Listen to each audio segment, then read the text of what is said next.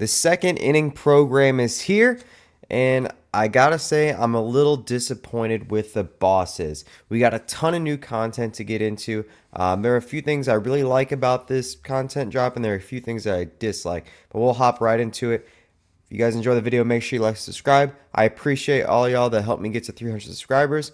I'm going to try to start posting more videos, more informational content. Like I said, subscribe if you want in on that. We'll jump right into it. First, let's just go right ahead and go into the XP reward path. I should have 30,000 XP. That's fine, whatever. But anyway, so we'll get this first Cornerstone Evolution pack. And I gotta be honest with you, I think that the Cornerstone Evolution players are better than the Season 2 or the second inning program bosses. The Tony Clark and the JD Martinez that you can upgrade to are better than probably any of these bosses. We will go ahead and start with the bosses though. You go ahead, scroll all the way through here. You get this terrible Ozzie Smith card. Ozzie Smith's never really been that. I mean, he actually might not be bad. He's a switch hitter, really good defense speed. You know, he's got good vision, good contact. I haven't really played Legend or GOAT this year because I'm not that good of a player, but his card might play on those difficulties. He's got base hit power, especially with the exit velos being kind of low. He might be able to sneak a lot of base hits to the outfield. We'll look at the bosses here. This Bob Gibson card is absolutely terrible. I shouldn't say terrible, but you know, for a boss, for like one of the first 90 overall cards in the game, this guy's not good. He's got a fastball, sinker, you know, whatever. He doesn't have outlier, slider, curveball, changeup. Curveballs really aren't that good in this game. 12-6 curveballs are decent. Regular curveballs aren't that great. The slider, changeup, 89, 85 mile an hour. Whatever. The hits per nine, only 89. You want to see that a little bit higher. K per nine, walk per nine. Like all the per nines really aren't that good. This card just doesn't look like a 90 overall player. I'm sure he'll play. I'm sure he'll be in my rotation. Just not really a guy I'm excited for. Another player that doesn't really excite me, Josh Gibson. I sucked with this card last year, and if I'm being honest with you, I think that there are a couple other catches in the game that I'm going to be using that we'll get into in a few minutes that aren't even going to make me think about this guy. But he's got really good power, really good versatility. The defense is good. You know, I might throw him on my lineup, see how it is. I really didn't like the bat sound thing that he got last year. I don't know if he'll get it this year, but it kind of messed with me more than anything. You know, you'd hit a routine grounder that's 80 mile an hour, and it sounded like you broke the sound barrier. But it was pretty cool when you ended up hitting a perfect, and you got that really loud sound. So there's Josh Gibson. He's not bad. I mean, I'm sure I'll get him and I'll use him, but I'm not really excited for this card at all. The only card I am excited about is Ken Griffey Jr., and I'm not even really excited about him for his attributes. I'm excited because it's Ken Griffey Jr., and he's got a really, really good swing. He's got good speed, good defense. He's got reverse splits, which I thought was really interesting. You know, in that 22-year-old season, he must have had, you know, reverse statistics. So versus left-handed pitching, he's going to crush 110 contact, 90 power. Versus righties, he's solid, 89 contact, 70 power. We're going to use him, you know, when I unlock him, he's going to be my center fielder.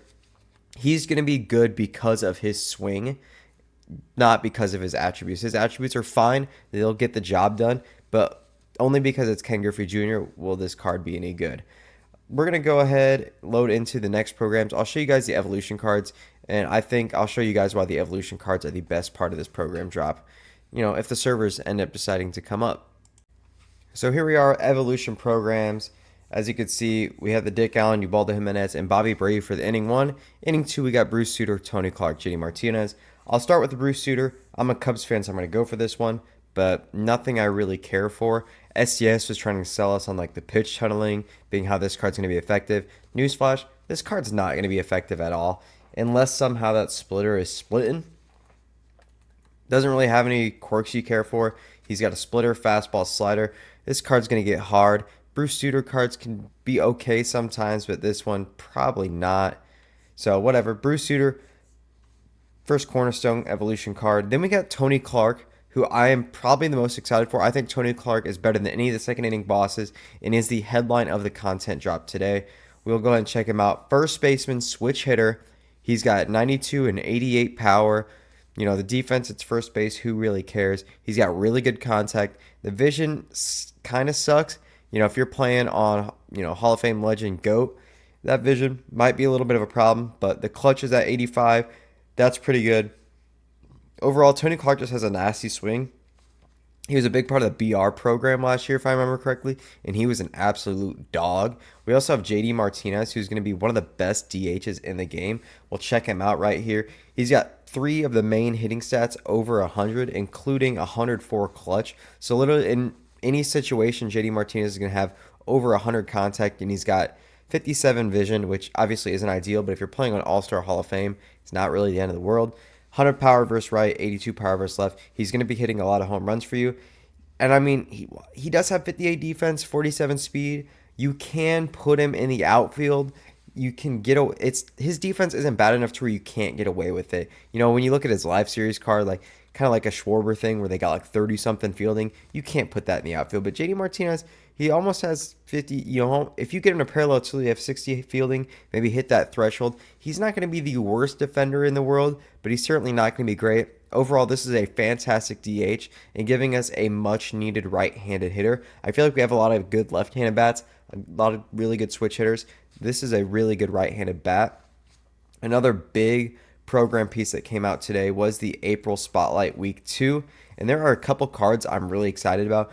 First, you get this Jacob Wilson, which honestly isn't bad. Really good shortstop. He's got a cannon, really good stats versus righties, got good vision, really good clutch. I think this Jacob Wilson card's actually pretty good.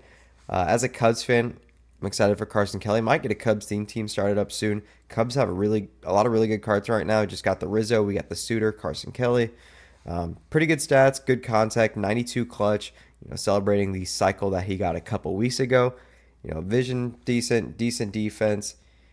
Not really much to be happy about behind the plate, but pretty good card nonetheless. Then we'll go to the Trent Grisham here, who is the boss. This card looks really, really good. 101 clutch. He's got 80s in power, 80s in contact. He's a stud defensively. The only thing that you can say that's bad about him is his speed. But this card's gonna be really, really good. I'm actually excited to try him out and use him. We'll go to the Spotlight Drop 2 pack. These are kind of the cards you can earn in packs. So they're not necessarily ones you can earn for free. You can get one of these guys. But one card I really, really want to show off here is this Tyler Soderstrom. And I don't necessarily want to look at just the stats here. I want y'all to look at the secondary position he has. Secondary position, catcher.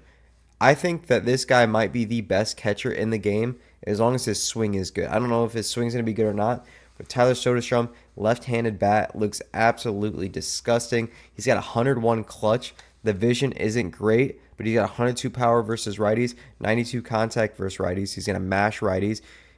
Contact and power versus left is whatever. You know, he's a left-handed bat. Not everyone's going to have reverse splits or really good stats versus lefties. The arm, he's got a good arm. The fielding isn't the best, which is fine. Literally, when I have a catcher, the only thing I really look for is that arm strength. So Tyler Soderstrom looking really, really good there. Chris Bubich doesn't look bad either. He's got a sweeper, slider, sinker, circle change, fastball.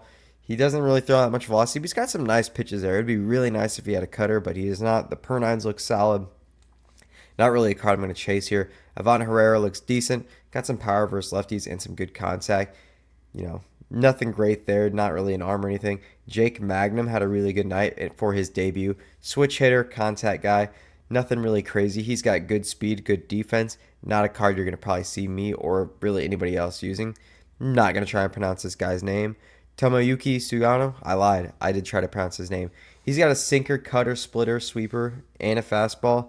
He doesn't really have the K per nine or hits per nine, but he looks like a decent little card here. He's 35 years old. So congrats to him for finally coming overseas, being on a major league roster and getting his first MLB win. So that's the April Spotlight drop. Those look really, really good. That's pretty much it for the content besides Weekend League. We'll go through that really quick. I'm in Silver 1, 12-6. Didn't get to play as much as I wanted to this year. Weekend League's currently not up. That's all right, though. So as you can see here, I'll start with this. If you are on MLB The Show right now and you are watching this video, live series prices are going to plummet. If Weekend Classic doesn't start for a couple more hours, you might have some time. But what you need to do right now is if you have some live series cards that are sellable, Diamond Live Series cards more specifically, anything 85 overall and up, you need to sell those cards. I really think the market is going to completely crash when it comes to Live Series players. I'm talking about like the Yordan Alvarez's, the guys that are like 85, 86 overalls, but like maybe a tier above that. Like, they're good players that are going for a lot.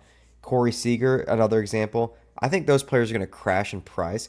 So if you don't have them locked into your collections, you should probably sell them and buy them back later tonight or tomorrow. As you can see, if you're in silver too, which a lot of players are, like I haven't played that much. I'm not that great of a player.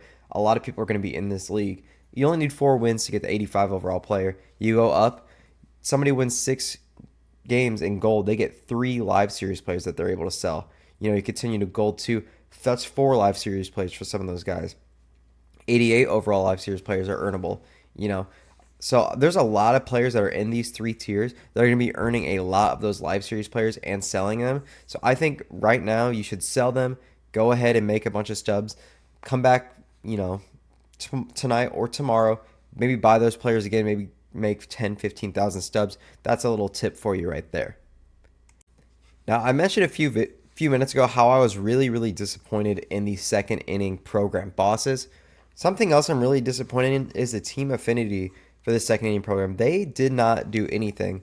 We have new PXP missions where, you get parallel XP, you can get a lot of team affinity points. I don't like that's really nice, especially with double PXP this weekend, but I don't really care about that. It's going to be nice because you need to make sure you have all your Jolt players for the next program, for the collection that's coming out May 5th, I think they said. But really, this was kind of a dud. I was really hoping we'd get a second drop for the Team Affinity program. If you guys don't know what I'm talking about in terms of the collection, you go to Legends and Flashback collection, you go to Jolt series. Voucher can be redeemed in the Legends and Flashback collection released on 4/25. So it's not even May 5th or whatever they're talking about. We're talking about April 25th that there is a Legends and Flashback collection going to be released. You're going to need to collect all these vouchers. These vouchers are going to be really important. I'll give another little stub tip right here. Look at some of these, the collections that don't have a lot of players that are maybe a little scarce. So, for example, we'll go to Breakout. You can get Verdugo from Team Affinity. A couple live series collections. He's available in Diamond Quest. Where do you get this Tristan McKenzie? Team Affinity. So, for example, if you're required to collect 7 or 8 of these, this Jason Veritek's unavailable, or it's going to be unavailable in a few days. This Jason Veritek might shoot up in price. For example, this Hank Greenberg, that is a pre-order bonus. He's not available in packs anymore. He might shoot up in price. Whit Merrifield, he's a Royals Live Series collection. This Shane McClanahan, he's going to be cheap. The Cubs collection might go up. Just like, I'm just using that as an example. That's not necessarily gospel. You can go with that. But pretty much that's it for the collections today. I'm pretty disappointed, I will say. We do have a new chase pack boss, Randy Johnson. I hope I never face this because I will back out of the game. He has outlier. He has break outlier. Just disgusting. He's got the fastball, slider, splitter, slurve. I will not be getting a hit off that Randy Johnson. We got that Raul Ibanez headliner. Did I miss that? I feel like that did not get talked about at all. But this card looks actually really, really good for a left fielder or a DH. He's got really good stats versus righty. He's got the clutch. The only thing he doesn't really have is power versus lefties. So that's a pretty good card there for the Mariners. Mariners team doesn't look bad. But yeah, that's pretty much it. Overall, pretty disappointed with the content that got dropped today. This is going to be my squad jumping into Weekend League. I think I am going to take out Shota Imanaga. He's been kind of getting lit up for me. I want to put this Garrett Crochet out there a little bit more. So that's the rotation we're looking at. A couple White Sox, a couple Red Sox, and a Cub. That's the bullpen. This David Robertson's absolutely trash, so we're going to get him out of there. Devin Williams is disgusting, so we'll put Devin Williams in there. But yeah, that's my team going into Weekend League. I'm hoping I can win 3 or 4 games. I'm not that good of a player. I'm not expecting myself to win 6 games. But if I can, that would be a little bit of a pleasant surprise. If you guys enjoy the video, make sure you like, subscribe. I'll be posting some more content soon. Peace.